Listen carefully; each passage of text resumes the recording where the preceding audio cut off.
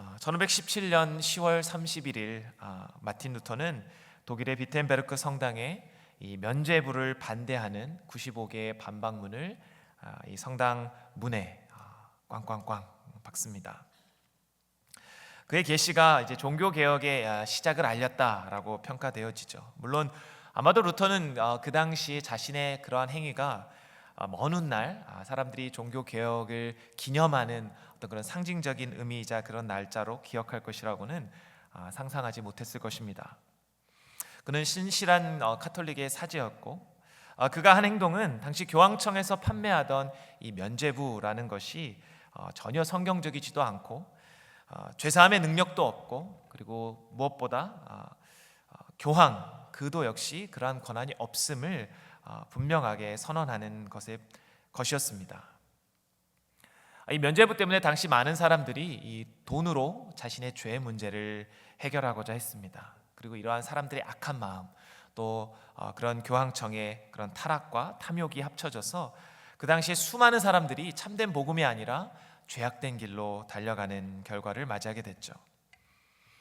그들에게 필요했던 진짜 복음은 바로 오직 믿음, 오직 그리스도, 말씀으로 돌아가서 십자가와 하나님의 은혜만이 우리를 구원하는 참된 능력입니다 라는 이 자유의 선포였습니다. 하나님께서는 당시 루터와 기타 여러 종교개혁가들을 사용하셔서 이 복음의 진리를 선포하셨습니다. 그리고 그 역사의 흐름에 따라 오늘날 하나님의 교회가 지금까지 온전히 이 복음을 지키고 파수하도록 인도하셨습니다. 그렇다면 여러분, 오늘날 우리 교회가 마주한 문제는 무엇이 있을까요? 세상은 계속해서 진리가 아닌 다른 것을 쫓아가고 있습니다. 인간의 이성과 과학이 최고조로 발달하며 그것이 마치 진리의 기준처럼 되어가고 있고, 좀 요즘 너무나 뜨거운 이슈죠. LGBTQ, 이 성 정체성 관련해서 사람들은 이제 이 의견이 더 이상 소수의 의견이 아니라 이제 다수의 의견을 잡아먹는, 유럽, 미국 더 나아가서 이 전 세계의 이 사회를 이게 잠식하고 있는 그런 이슈가 되어버렸습니다. 사회 법과 제도를 바꾸면서 사람들이 자신의 성을 마음대로 바꿀 수 있도록 그렇게 가르치고 부추기고 있습니다. 심지어 어린 아이들에게, 미성년자들이 자기 스스로 그렇게 정할 수 있고 부모조차 그것을 반대할 수 없는, 반대하게 되면 법으로 처벌을 받는 그러한 시대가 되어가고 있습니다. 여러분 잘 아시겠지만 한국 시간으로 이제 10월 27일 이제 우리 새벽이었죠. 우리 시간으로는 한국의 교회가 정말 연합해서 이 한국에 추진되고 있는 이 차별금지법과 이 성정체성에 관련된 이슈를 가지고 반대하는 대규모 집회가 열렸습니다. 저도 새벽에 유튜브 라이브도 조금 보다가 잠이 들었는데요.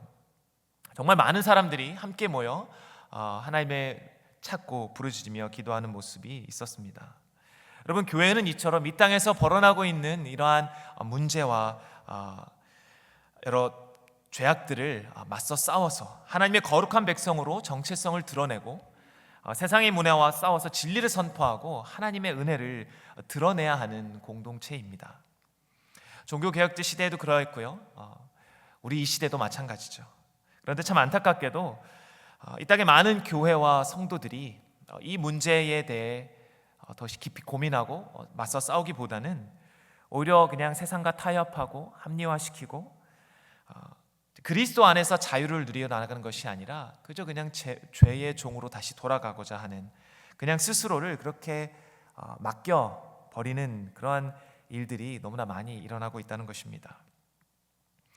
여러분께 질문을 한번 드려볼까요? 여러분, 지난 일주일 동안 여러분 자신의 죄 문제 때문에 혹은 이 세상에 일어나고 있는 이런 타락한 어려운 문제들 때문에 정말 심각하게 주님 앞에 고민하며 기도하고 싸우셨던 분이 계십니까? 이제 집회를 앞두고 그러한 기도와 그런 싸움들을 하셨던 분들이 계셨을 것으로도 생각됩니다. 하지만 우리 대부분의 경우에 우리 일상의 삶에서의 많은 고민들은 이 죄와 싸우고 세상의 문화와 진리를 가지고 씨름하기보다는 나의 먹고 사는 문제, 나의 직장, 나의 미래, 나의 행복, 나의 가정, 이런 것들에 국한되어 있을 때가 너무나 많이 있죠. 하지만 성도의 삶에 있어서 이 죄와 싸우는 문제는 너무도 중요한 문제입니다. 왜냐하면 사도 바울이 로마서에 고백했듯이 우리 안에는 거듭난 성도들의 마음속에서도 여전히 하나님의 법을 따르고자 하는 마음과 우리의 육신의 죄악을 따라가고자 하는 이것이 공존하고 있기 때문에 그러하죠. 그리고 더 나아가서는 우리를 구원하신 하나님이 거룩하신 분이기 때문에 우리는 날마다 이 죄와 씨름하며 거룩함으로 나아가야 하는 것입니다. 예수님의 수제자였던 베드로, 그리고 초대교회의 리더였던 그가 오늘 흩어진 나그네들 그리고 교회를 향해 쓴 편지가 바로 베드로 전후서입니다. 이 편지를 받았던 초대교회 성도들의 상황이 저는 오늘 우리가 직면한 이 시대의 상황과 크게 다르지 않다라고 생각합니다. 그들 역시 사회적으로 문화적으로 굉장히 타락했던 로마 시대를 살아가고 있던 자들이었고, 그 속에서 그리스도인으로 부르심을 받아 그들이 원하지 않은 고난과 시험과 환난을 겪으며 신앙생활을 했던 사람들이 바로 그 시대의 그리스도인들이었습니다. 베드로는 그들을 향해 복음을 선포하고요, 그리고 복음을 통해 회심한 그리스도인들이 어떻게 살아가야 하는가에 대한 하나님의 말씀을 전했습니다. 그리고 그 말씀이 오늘날 저와 여러분들에게도 동일하게 주어지고 있죠. 저는 오늘 이 본문 말씀을 통해 이 거룩한 성도의 거룩한 삶의 이유, 그리고 그것이 주체가 누구인지, 그리고 어떻게 우리가 거룩하게 살아갈 수 있을지 이 세 가지를 함께 짧은 시간이지만 나눠보고자 합니다. 먼저는 성도의 거룩한 삶의 이유에 대해 본문이 어떻게 이야기하고 있나 같이 보겠습니다. 사실은 오늘 우리가 읽은 본문보다 이 앞부분을 이제 통해서 이 이유가 근거가 먼저 드러나고 선포되고 있는데요. 베드로는 본문 1절로 돌아가 보시면 1절에 이렇게 얘기하죠. 흩어진 성도들을 향해 말합니다. 그들이 누구들이냐? 소아시아 여러 지역에 흩어진 나그네로 표현되는 이들인데, 이들은 아마도 예루살렘에 임했던 여러 박해들로 인해 그 주변 지역으로 복음을 들고 이동했던 자들일 것입니다. 그런데 오늘 우리가 읽었던 본문 앞부분에 그러므로라는 단어가 나오죠. 여러분, 성경에서 그러므로가 나오면 앞부분을 꼭 살펴보셔야 합니다. 자, 그러므로 앞에 말한 것들이 이유가 근거가 되어서 이제 13절부터 우리가 읽었던 내용들의 종합본인 우리가 하나님을 쫓아 거룩한 자로 살아야 된다, 이 내용이 있는 것이죠. 그래서 앞부분의 3절부터 12절까지를 잠깐 요약해서 말씀드리면 베드로는 한 가지 중요한 내용을 선포하고 있습니다. 그것이 무엇이냐? 바로 성도들이 그리스도의 보배로운 피와 그의 부활하심으로 우리는 거듭났다, 우리에게 산 소망이 있게 되었다라고 말씀합니다. 흩어진 나그네들, 당신들이 가진 그 복음이 무엇이냐? 바로 예수 그리스도의 보배로운 피와 그 부활하심을 믿음으로 우리가 구원함을 받은 것입니다 라고 선언하고 있는 것이죠. 바로 이것은 앞부 서두에 언급드렸던 종교개혁가들과 이제 마틴 루터가 강조했던 오직 믿음으로 구원함을 받는다 라는 내용과 전혀 다르지 않습니다. 초대교회 사도들의 모든 핵심 설교가 바로 이 내용이었다는 것이죠. 인간의 행위나 공로가 아니라 어떤 면죄부를 삼으로써 내 죄 문제가 해결되는 것이 아니라 오직 그리스도의 죽으심과 부활하심, 그것을 믿는 것, 그 믿음, 그 은혜로 우리가 구원함을 입는다. 그런데 이것이 바로 거룩함의 근거가 되고 있다라는 것이죠. 유명한 청교도 신학자인 존 오웬은 자신의 책인 죄 죽이기라는 책에서 이렇게 말합니다. 거룩하고 선한 행실을 하는 것보다 우선되어져야 하는 것은 바로 그리스도의 피로 의롭다함을 얻는 것이다. 우리가 죄의 문제와 씨름하기에 앞서서, 거룩함을 말하기에 앞서서 먼저 우리가 기억해야 되는 것은 우리가 그리스도의 피로 구원함을 받은, 오직 믿음으로 구원함을 받은 자들이다. 그것을 먼저 믿는 것이 중요하다는 것이죠. 왜냐하면 오직 이 믿음으로 회심한 자들만이 이 거룩함의 문제와 싸울 수 있기 때문이라는 것이죠.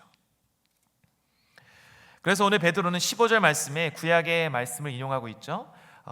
내가 거룩하니 너희도 거룩할지어다. 이 레위기서 11장 45절 말씀인데요. 이 11장 45절 말씀 전체를 한번 읽어보겠습니다. 레위기 말씀인데요. 한번 같이 읽어볼까요? 시작. 나는 너희의 하나님이 되려고 너희를 애굽 땅에서 인도하여 낸 여호와라. 내가 거룩하니 너희도 거룩할지어다. 아멘. 여러분, 이 본문의 배경 너무나 잘 알지 않습니까? 하나님이 애굽에 종살이하던 이스라엘 백성들을 모세를 보내서 그들을 구원하여 내시죠. 그들을 이제 자유자의 몸으로 이끌어내셔서 그들에게 이렇게 선포하시죠. 내가 너희를 구원한 하나님이다. 너희는 나의 백성이 될 것이다. 그렇기 때문에 나의 백성으로 지켜야 할 법을 따라야 한다. 시내산에서 모세를 통해 그들에게 십계명과 여러 율법들을 허락하여 주셨습니다. 그들이 이제 더 이상 종이 아니라 하나님의 백성이 되었기 때문에 바뀌어진 신분에 맞는 삶을 살아가야 한다라고 하면서 이 지금 거룩함에 대해 말씀하신 것이죠. 근데 여기서 중요한 것은 내가 거룩하니, 바로 하나님이 거룩하시다라는 선언입니다. 여러분, 하나님이 거룩하시다, 우리 지난주의 말씀과 같이 연결해 생각해 보시면 하나님이 이 세상을 창조하시고 우주 만물을 창조하신 분이시고 이 세상의 근원이자 모든 것의 기준이 되신 분이십니다. 창세기 말씀에 이 하나님의 창조와 인간의 창조와 더불어 바로 죄와 타락이 기록되어 있었죠. 이 거룩한 하나님, 그리고 그 거룩한 하나님의 형상대로 지음받은 인간 아담, 그가 하나님으로부터 맺은 언약을 깨뜨림으로써 죄가 이 땅에 들어오게 되었고 인간은 영적으로 하나님과 완전히 분리되게 되었습니다. 그리고 그 죄의 결과로 인해 공의로우신 하나님, 거룩하신 하나님의 그 영원하신 형벌이 마땅히 우리 인간에게 임하게 되었습니다. 그러나 거기서 끝나는 것이 아니라 그 인간을 사랑하셔서 거룩하신 하나님이 자신의 여인의 후손을 통해 다시 언약을 맺으시고 그리고 가죽옷을 지어 입히시면서 훗날 여인의 후손의 희생함으로 말미암아 우리를 다시 하나님의 형상을 회복시키실 것을 약속하셨죠. 이후에 구약의 모든 내용들을 보시면 아브라함을 택하시고 부르시고 그의 후손들이 이제 애굽 땅에서 종살이하다가 모세를 통해 하나님의 백성으로 부르시는 장면이 출애굽기에 나오지 않습니까? 하나님이 그들을 향해 선포하시는 것이죠. 너희들은 내 백성이다. 내가 거룩하니 너희들도 거룩해야 한다. 바로 하나님의 형상의 회복을 그들에게 선포하고 계신 것입니다. 베드로는 오늘 본문 18절과 19절에서도 거룩함의 이유에 대해 반복해서 말씀하죠. 어떻게 말합니까? 너희가 알거니와 너희 조상이 물려준 헛된 행실에서 대속함을 받은 것은 은이나 금같이 없어질 것으로 된 것이 아니요 오직 흠없고 점없는 어린 양 같은 그리스도의 보배로운 피로 된 것이니라. 여러분, 구원의 근거가 무엇이라고 다시 반복해서 말씀합니까? 우리의 행함이나 우리의 노력이 아니라, 세상의 가치가 아니라 오직 예수 그리스도의 거룩하신 피, 그것으로 인해 우리의 죄의 문제가 해결되었다. 그렇기 때문에 우리는 거룩함으로 나아가야 한다라고 선언합니다. 면죄부를 팔던 요한 태찔이라는 사람은 이렇게 사람들을 현혹했다고 하네요. 주화가 돈꾀에 떨어질 때, 쩔렁하고 떨어질 때 영혼이 연옥에서 튀어오릅니다. 여러분, 이해가 되세요? 그 당시 사람들은 연옥을 믿었습니다. 죽어서 바로 천국과 지옥으로 가는 것이 아니라 그 중간 지역 연옥이란 곳으로 가는데 우리의 가족들이, 먼저 죽은 자들이 당신이 돈을 헌금을 해서 그 돈깨에 그 금화가 짤랑하고 떨어질 때 그들의 영혼이 지옥이 아니라 천국으로 탁 튀어오른다. 여러분, 너무 안타깝지 않습니까? 단 돈 몇 푼으로 그 영혼이 구원과 천국과 지옥이 결정되어지는 것을 사람들에게 주입시키고 선동하고 그것으로 인해 구원을 너무나도 값싼 것으로 만들어버린 것이죠. 하지만 성경은 분명히 우리에게 계속해서 말씀하죠. 이것이 우리가 값싸게 구원을 받은 것이 아니라 하나님의 아들, 그 아들의 피값으로 우리가 죄에서 구속함을 받았다. 그것이 은혜이고 그 은혜를 받은 성도들은 그렇기 때문에 거룩한 자가 되어야 한다라고 선언하고 있습니다. 여러분, 그렇다면 중요한 것은 그 거룩함의 주체가 누구인가 하는 이야기죠. 과연 우리의 노력으로 우리는 거룩하여질 수 있는가? 오늘 본문 13절과 15절을 보시면 이렇게 말씀합니다. 그러므로 너희 마음의 허리를 동이고 근신하여 예수 그리스도께서 나타나실 때에 너희에게 가져다 주실 은혜를 온전히 바랄지어다. 15절에서도요. 모든 행실에 거룩한 자가 되라. 너희를 부르신 거룩한 이처럼 너희도 모든 행실에 거룩한 자가 되라. 여러분, 이 말씀에서 보면 이 행하는 것의 주체는 바로 성도들입니다. 성도 자신이죠. 구원하는 받은 성도들이 하나님께서 우리에게 보여주신 그리스도를 통해 다시 보여주실 미래의 은혜를 소망하고 붙잡으며 마음을 다잡고 근신해야 하고, 또한 우리의 모든 행위에 거룩한 자가 되어야 된다라고 명령하고 있습니다. 여기서 우리는 큰 고민에 부딪힙니다. 이 명령뿐만 아니라 사실은 성경의 복음서와 여러 서신들, 구약의 말씀들을 통틀어서 수많은 명령들이 있죠. 우리가 지켜야 할 명령들. 과연 우리가 그 모든 것들을 하나하나 다 지키면서 거룩한 자로 삶으로 살아갈 수 있는가? 여러분, 거룩한 삶이라고 하면 가장 먼저 어떠한 삶이 떠오르십니까? 마치 성인처럼 이 세상의 모든 속세의 유혹과는 이제 다 끊어버리고 이제 모든 것을 초월해서 그런 성인군자 같은 모습이 떠오르지 않습니까? 마치 세상에 몇 안 되는 사람들만이 다다를 수 있는 경지, 그런 것처럼 거룩함이 느껴지기도 합니다. 여러분, 거룩함을 이룬다는 것은 과연 우리가 거룩한 행실들을 많이 쌓아서, 공덕을 많이 쌓아서 어느 정도의 레벨이 다다르면 그러한 칭호를 얻게 되는 것이 거룩함에 이르는 것이라고 혹시 생각하십니까? 만약에 그렇다고 한다면 우리는 어느 누구도 평생을 걸쳐 그러한 거룩한 행실을 하여도 절대 거룩함에 완성되지 못할 것입니다. 마틴 루터 역시 수도사 생활을 누구보다 열심히 하면서 누구보다 철저하게 자신의 죄를 회개하고 씨름했던 인물이었습니다. 근데 그가 죄와 싸우고 씨름하면 씨름할수록 그에게는 하나님을 향한 사랑이 아니라 분노와 증오심이 가득 찼다고 그는 고백합니다. 하나님 앞에 가면 갈수록 너무나 부끄러운 죄인임을 본인이 깨닫는데, 그래서 회개하면 할수록 이 죄를 내버려 두지 않고 거룩하고 의로우신 하나님께서 그 죄인을 벌하시는 분임을 또한 깨닫기 때문에 그 하나님이 사랑하는 존재가 아니라 오히려 증오하고 분한, 그런 존재가 되어버렸다는 것이죠. 그런데 그가 수도원탑 골방에서 로마서 1장 17절 말씀을 가지고 씨름할 때에 하나님의 은혜를 경험하게 되죠. 오직 그리스도를 믿음으로, 그 믿음이, 그 의가 내 안에서 나오는 것이 아니라 나의 바깥에 하나님의 은혜로 주어지는 그 그리스도의 의가 나를 구원하는 은혜이구나. 내가 믿음으로 그것을 쟁취할 수 있고 그것이 나를 변화시키는 복음이구나. 이것을 깨달은 루터는 열린 문을 통해 낙원으로 들어가는 것처럼 느꼈다라고 고백합니다. 여러분, 죄인은 결코 스스로 노력해서 거룩한 행실이나 하나님과 같이 되어질 수 없습니다. 왜냐하면 아담이 하나님과의 언약을 파기했기 때문에 그 타락한 인간은 그 죄인으로서 하는 모든 행위가 결국은 하나님을 기쁘시게 하는 행위가 아니라 죄악된 행위만 남게 되는 것이죠.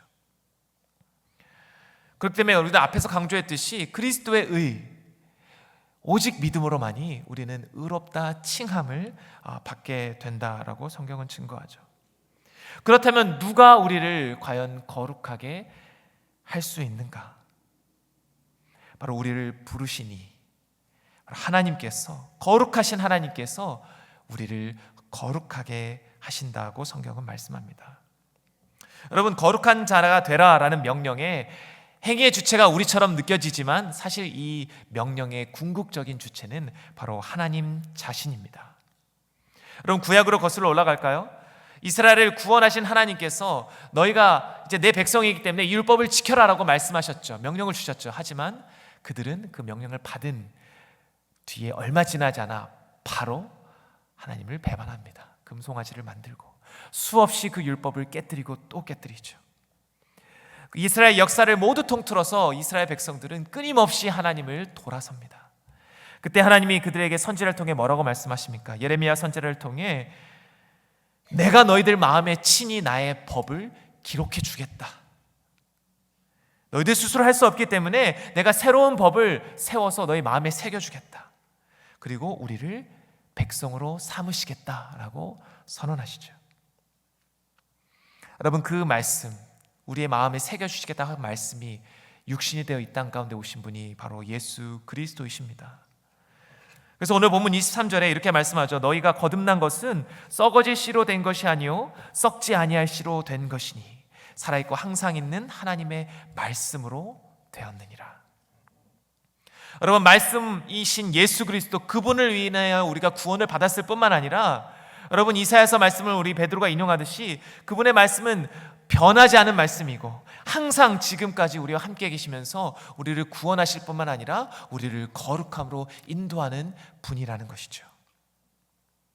이 놀라운 진리를 웨스트민스터 소요리 문답 35문에서 우리 믿음의 선배들이 이렇게 너무도 잘 정리해 주셨습니다. 성화에 대해서, 거룩하게 하심에 대해서 이렇게 정리하시는데요, 제가 한번 읽어볼까요? 거룩하게 하심이란 하나님의 값없는 은혜로 일하심인 네. 자, 여기까지 한 문장이죠. 하나님의 값없는 은혜로 일하심인데 우리가 전인격이 새로워지고 하나님의 형상을 따라 점점 더 죄에 대하여는 죽고 의에 대하여는 살게 하시는 것입니다.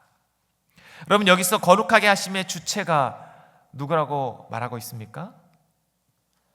바로 하나님의 값없는 은혜로 일하십니다. Work of God's free grace. 바로 하나님의 일하심, 하나님의 값없는 은혜로 일하심이 바로 거룩하게 하십니다. 이것은 성경 곳곳에서 들어가는데요, 대표적으로 데살로니가 후서 2장 13절 말씀을 제가 한번 읽어보겠습니다. 주께서 사랑하시는 형제들아, 우리가 항상 너희에 관하여 마땅히 하나님께 감사할 것은 하나님이 처음부터 너희를 택하사 성령의 거룩하게 하심과 진리를 믿음으로 구원을 받게 하심이니. 아멘. 여러분, 예수 그리스도를 믿음으로 또한 성령의 거룩하게 하심으로 우리를 구원함으로 인도하신다라고 말씀합니다. 여러분, 구원은 하나님이 하시는 일이지만 성화는 내가 하는 일이다라고 혹시 생각하십니까? 여러분, 그것은 복음을 온전히 우리가 이해하지 못할 때에서 나타나는 오해입니다. 여러분, 성화 역시, 거룩함으로 역시 하나님께서 하시는 일이십니다. 하나님께서 성령을 통해 우리 가운데 지속적으로 역사하시면서 완성해 가시는 일이라는 것이죠. 로마서 8장 13절과 14절 16절을 제가 한번 읽어보겠습니다. 너희가 육신대로 살면 반드시 죽을 것이로되 영으로서 몸의 행실을 죽이면 살리니 무릇 하나님의 영으로 인도함을 받는 사람은 곧 하나님의 아들이라. 성령이 친히 우리의 영과 더불어 우리가 하나님의 자녀인 것을 증언하시나니. 아멘. 여러분, 그리스도를 믿음으로 거듭난 자들의 마음 가운데 성령께서 함께 하시고 그 영이 함께하는 사람을 바로 하나님의 아들이라 말씀하여 주셨고요, 그리고 그 성령이, 우리의 영이 우리로 하여금 하나님의 자녀이신 것을 증언한다. 그리고 더 나아가서 이 하나님의 영이 거하는 우리의 몸이 이미 거룩한 자라고 사도 바울은 고린도전서 3장에 선포하죠. 하나님의 성전은 거룩하니 너희도 그러하다. 그리고 바울은 로마서 8장 30절에 이렇게 선포합니다. 미리 정하신 그들을 부르시고 또한 부르신 그들을 의롭다 하시고 의롭다 하신 그들을 또한 영화롭게 하셨느니라. 여러분, 이 말씀들을 종합해 볼까요?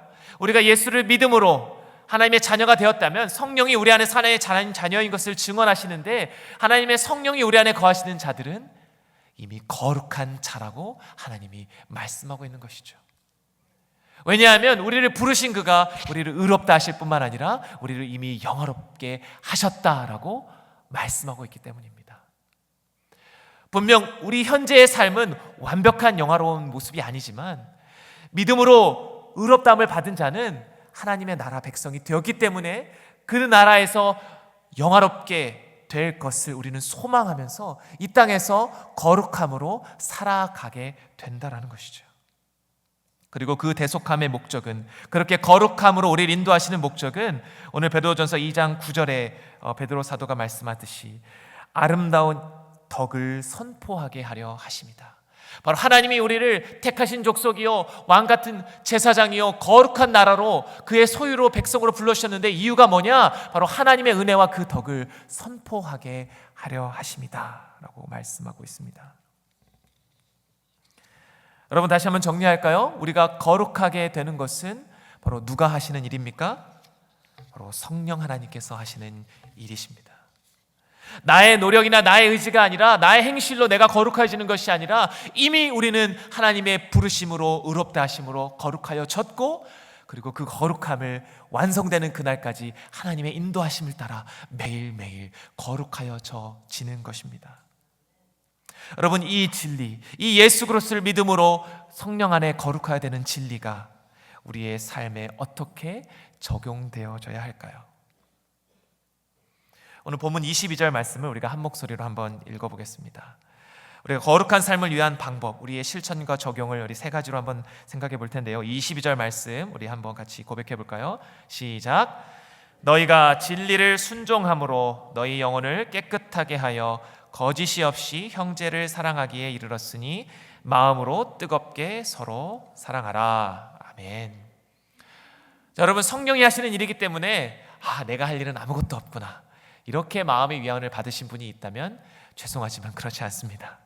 여러분, 하나님의 하시는 일, 성령의 하시는 일은요, 마치 마법처럼 주문으로 우리를 뿅 하고 거룩한 사람으로 만드시는, 변화시키는 것이 아닙니다. 우리 안에서 역사하시는데 어떻게 역사하시느냐? 우리로 하여금 하나님의 말씀을 순종하게 하시고 그 말씀을 순종할 수 있는 믿음과 능력과 지혜와 용기를 허락하여 주시는 것이죠.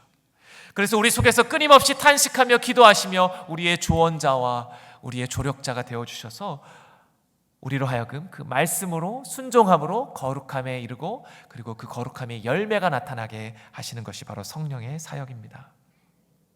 여러분, 진리를 믿는다는 것과 진리를 순종한다는 것은 전혀 다른 의미가 아닙니다. 예수님께서도 요한복음 3장 36절 말씀에 이렇게 말씀하십니다. 아들을 믿는 자에게는 영생이 있고 아들에게 순종하지 않는 자에게는 영생을 보지 못했다. 여기서 믿음과 순종을 마치 동의어처럼 사용하세요.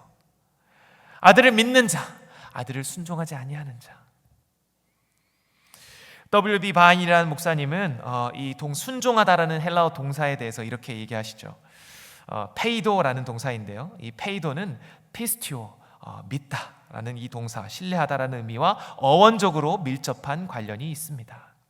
의미상의 차이는 바로 이 전자, 순종하다가 후자, 신뢰하다, 믿다에 의해서 만들어진 순종을 암시한다는 것이죠. 어떤 사람이 하나님께 순종할 때에 그는 자신이 마음으로 하나님을 믿는다는 유일하며 가능한 증거를 제시하는 것입니다. 신약에서 페이도, 순종하다는 내적 확신과 그에 따른 믿음에 대한 실제적인 외적 결과를 의미합니다. 여러분, 어떤 내용입니까? 결국은 우리의 믿음은 우리의 순종을 동반한다라는 것이죠. 그리고 우리가 진리를 순종할 때, 하나님의 말씀을 믿고 하나님의 말씀을 순종할 때에 우리의 영혼이 깨끗하여지며 우리가 거짓 없이 형제를 사랑하는 열매를 맺게 된다. 바로 거룩함의 방법은 바로 하나님의 말씀을 믿으며 순종하는 것이다 라고 말씀하고 있죠. 여러분, 순종하기 위해서 우리가 말씀을 잘 알아야 합니다. 말씀을 알기 위해서는 말씀을 들어야 하고, 말씀을 듣기 위해서는 말씀 앞으로 나아가야 하며 그 말씀을 읽고 암송하며 묵상해야 합니다. 여러분, 말뿐인 크리스찬들이 얼마나 많습니까? 난 교회를 몇십 년 다녔어, 난 하나님 너무나 사랑해, 하나님 잘 믿어 하면서 당신이 암송하고 있는 성경 구절, 진리의 말씀, 당신이 믿고 순종하고 있는 말씀 한 구절이라도 한번 대보십시오라고 하면 얼마나 많은 사람이 그것을 담당하게 말할 수 있을까요? 여러분의 삶에서 믿음과 순종이 말씀을 따라가는 삶이 되시기를 축원합니다. 두 번째로는 여러분, 마음의 허리를 동이고 근신하며 은혜를 바라야 한다라고 말합니다. 13절 말씀인데요, 마음의 허리를 동이고 근신하여 은혜를 바라고, 14절에 사욕을 본받지 말고, 우리가 믿지 않는 때, 순종하지 아니할 때처럼 사욕을 본받지 말고, 마지막 15절에 모든 행실에 거룩한 자가 되라. 자, 여기서의 핵심은 무엇입니까? 말씀을 순종함으로 모든 행실에, 이전과 같은 삶이 아니라 이제는 하나님의 말씀에 순종하는 거룩한 행실을 계속해서 우리가 열매를 맺어야 된다는 것이죠. 근데 여기서 강조하는 것은 우리의 모든 행실이 거룩한 행실이다라는 것입니다. 좀 아이러니하게 들리십니까? 여러분, 우리가 믿음으로 행하는 하나님의 자녀로서 하나님의 말씀에 순종함으로 행하는 모든 일이 거룩한 일임을 기억하셔야 합니다. 여러분, 혹시 교회에서 하는 봉사는 거룩하고 선한 일이고, 내가 직장에서 가정에서 하는 그런 자질구레한 일처럼 느껴지는 일들은 전혀 거룩하지 않은 세속적인 일이라고 이렇게 구분하십니까? 여러분, 이건 역시 잘못된 복음의 이해에서 생겨나는 오해입니다. 하나님은 우리를 창조하셨을 때에 우리에게 명령하셨죠. 우리에게 일을 허락하셨습니다. 그리고 그 일은 우리의 소명입니다. 우리를 부르신 그 하나님께서 이제 우리를 거룩하게 하여 나가시는데, 우리로 하여금 우리 하나님께서 허락하신 소명대로 순종함으로 하는 모든 일들이 바로 하나님을 기쁘시게 하는 거룩한 일이 된다라고 말씀하고 있는 것이죠. 하나님의 창조 세계를 돌보고 이웃들을 사랑하고 타인을 위해 봉사하고 헌신하는 모든 일들, 여러분, 이 사회에서 우리가 직업이라고 하는 모든 일들은 사실은 자신의 유익만을 위한 일들이 아니라 대부분은 다른 누군가를 섬기고 유익하게 하는 일들입니다. 그리고 그러한 일들을 우리가 복음 안에서 하나님께 순종하듯이, 하나님 나에게 주신 이 소명을 가지고 내가 오늘 이 일을 통해 하나님의 거룩함을 드러내고 하나님 복음을 드러내기 원합니다. 하나님, 내가 다른 영혼에게 하나님의 사랑을 섬김으로 나타내기 원합니다 라고 고백하며 기쁨으로 여러분 맡겨진 일을 감당할 때, 그것이 바로 복음 안에 거룩한 행실이 된다라는 것이죠. 마지막으로 여러분, 진리를 순종하며 그렇게 주님의 말씀 순종할 때 우리 삶에 맺어지는 열매 중에 가장 두드러지는 열매는 바로 형제를 사랑하는 열매라고 말씀합니다. 오늘 22절 후반절에 말하죠. 거짓이 없이 형제를 사랑하기에 이르렀으니 마음으로 뜨겁게 서로 사랑하라. 여러분, 성령께서 우리를 변화시키며 거룩하게 하실 때에 우리 안에 나타나는 변화들이 있습니다. 바로 우리의 말과 행동이 바뀌어지고요, 우리의 죄에 대해서는 더 죽게 되고 의에 대해서는 더 살며 전인격적으로 변화되는데, 그것이 가장 대표적으로 나타나는 열매가 바로 형제를 사랑하는 열매입니다. 우리가 담임 목사님을 통해서 성령의 9가지 열매들을 쭉 보고 있죠. 그것에 대해 핵심이 무엇입니까? 바로 다른 사람을 섬기는 그러한 열매들이죠. 그리고 다른 사람 섬기는 것 중에 가장 최고봉이 바로 나를 희생해서 상대방을 사랑하는 것 아닙니까? 형제를 사랑하는 것.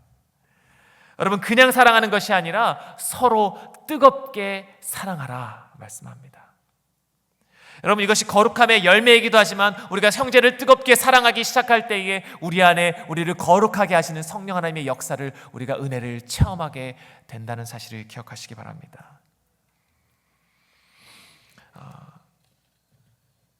말씀을 좀 정리하고자 합니다. 여러분, 거룩함을 추구하는 마음이 혹시라도 전혀 생기지 않는 분이 이 가운데 계시다면 먼저는 복음을 기억해 주시기 바랍니다.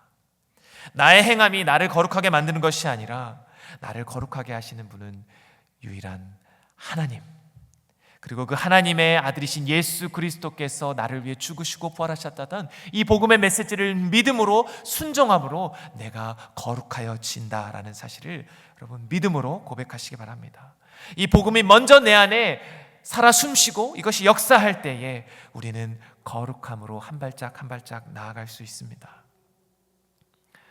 존 오웬 목사님은 당신이 죄를 죽이지 않으면 죄가 당신을 죽일 것이다 라고 말씀하셨습니다.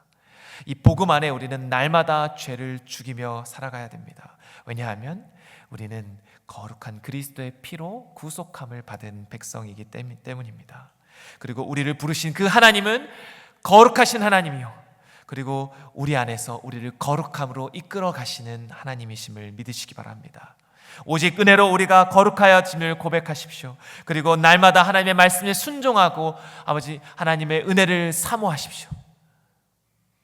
그리고 우리가 하는 모든 일이 하나님 안에서 거룩한 일이 됨을 고백하십시오. 그리고 형제를 뜨겁게 사랑하시기 바랍니다. 그렇게 우리의 거룩한 자녀의 삶을 세상에 선포하면서 이 세상을 향해 하나님의 살아계심과 은혜와 복음을 증거하는 저와 여러분이 되시기를 주님의 이름으로 간절히 축원드립니다. 아멘.